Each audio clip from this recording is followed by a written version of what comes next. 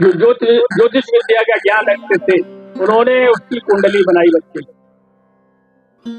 तो उसकी कुंडली बनाई तो वो जो ज्योतिषी थे उन्होंने कहा कि ये बच्चे की कुंडली ये कह रही है कि या तो ये संसार का सम्राट बनेगा, चक्रवर्ती राजा बनेगा,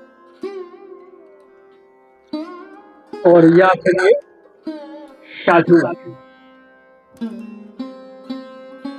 साधु भी चक्रवर्ती होता है, वो भी सम्राट होता है। एक दुनिया का होता है और एक वो दुनिया का होता है, दूसरी दुनिया। अब घर वालों ने बहुत प्रयास किया कि ये साधु न बन जाए, तो उसके लिए अलग सारी व्यवस्था ऐसी कर दिया जहां पर किसी प्रकार का कोई अभाव ना हो, सारी चीजें व्यवस्थित तरीके से। कोई बूढ़ा आदमी, उन्होंने बता दिया, उस दोस्ती ने ये भी बता दिया था कि इस बच्चे को बूढ़े आदमी से ये मुर्दा न देख पावे, वृद्ध आदमी को न देखे, नजर पड़े वृद्ध आदमी के ऊपर इसकी, और इसको कभी साधु के दर्शन न हो। बीमार आदमी भी इसकी नजरों पे ना आए। 3-4 चीजें बताई, बोला इन 3-4 चीजों से इसको कभी सामना मत होने देना। अगर ये ऐसा हो गया तो पांसा पलट सकता है, लेकिन होने को कौन टालेगा। समय आया, राजमहल में पला पला बढ़ा, युवा हो गया, शादी भी हो गई। तो एक दिन उसके मन में आया कि थोड़ा सा बाहर घूमना चाहिए, घूमने जाना चाहिए थोड़ा बहुत। तो उसने मंत्रियों को कहा, बोला मेरे को बाहर घूमने जाना है, तो एक तरफ ले चलो।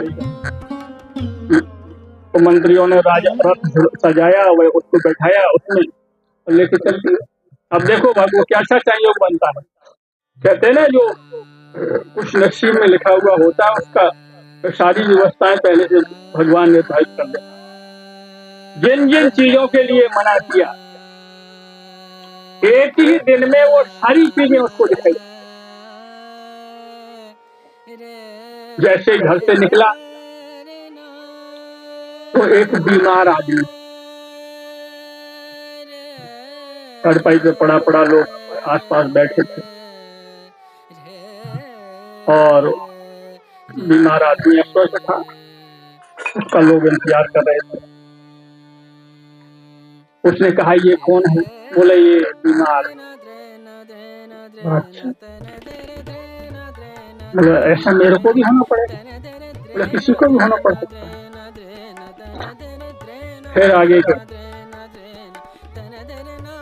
तो एक लाठी लेकर के, और लंबा आदमी था, बुढ़ापे में कमर झुक जाती है, तो लाठी लेकर के लाठी के सहारे से वो जा रहा है।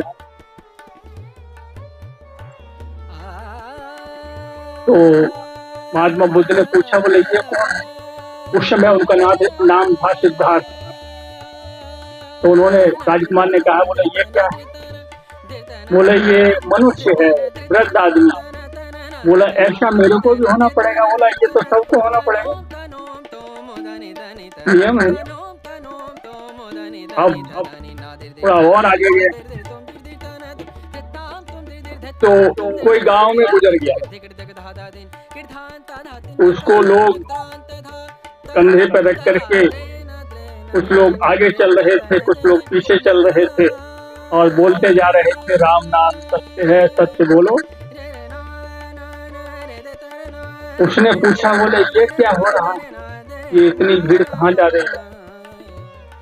और ये जो चारपाई सी है क्या है? बोले इसमें एक आदमी मर गया है और उसको लोग ले जा रहे हैं। कहाँ ले जा रहे हैं? बोले ऐसे ऐसे वहाँ स्थान के चले। महात्मा बुद्ध के अंदर सारी बातें एक के साथ सारी तरंगे वो फूट गई। ऐसा मेरे को भी होना पड़ेगा? तो फिर ये सुख साधन, ये प्रपंच किस बात? जब यही होना है, रिजल्ट यही है, मरना ही है, तो फिर ये क्यों है? इसलिए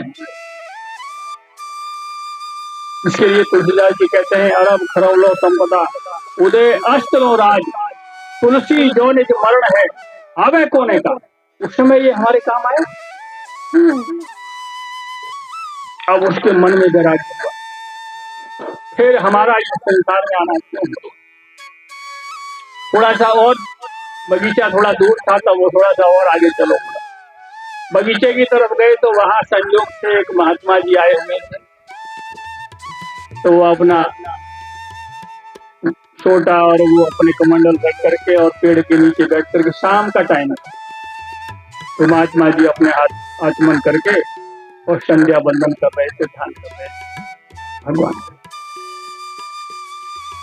तो सिद्धार्थ की दृष्टि राजकुमार की उसके महात्मा जी के भी ऊपर पड़ी। लोगों से पूछा, बोले ये कौन? शांति से बैठा, निश्चिंत होकर के खुश है, मदन है, इसके चेहरे पर तेज दिखाई दे रहा। तो लोगों ने बताया, बोले ये साधु है। बोले ये आंख बंद करके क्या करता है? बोले ये भगवान का भजन कर रहा है।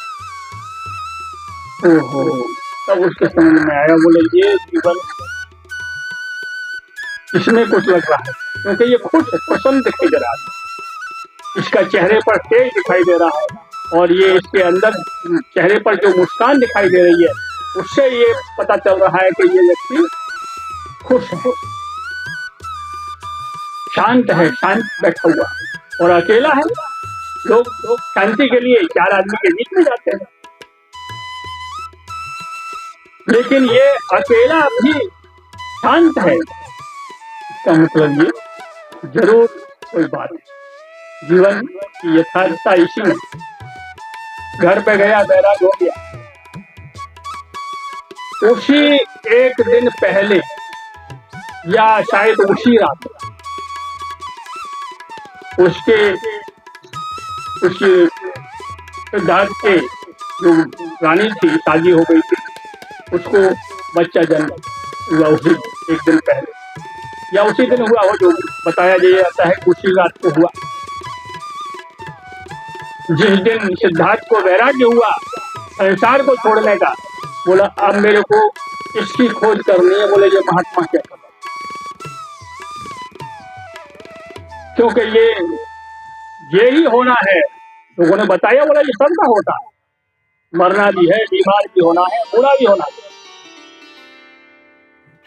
अब उसके मन में वैराग्य हो गया, वो मौके की तलाश में रहा। तो रात में चुपके से गया, जहां उसकी जो रानी थी वो बच्चा जहां सोए हुए थे, उसको बड़ा गौर से देखा, उनको प्रणाम किया और बिना बताए वहां से वो चले गए। बाकी आगे की कहानी को ज्यादा बताने की जरूरत नहीं, आप लोग सुनते ही समझते।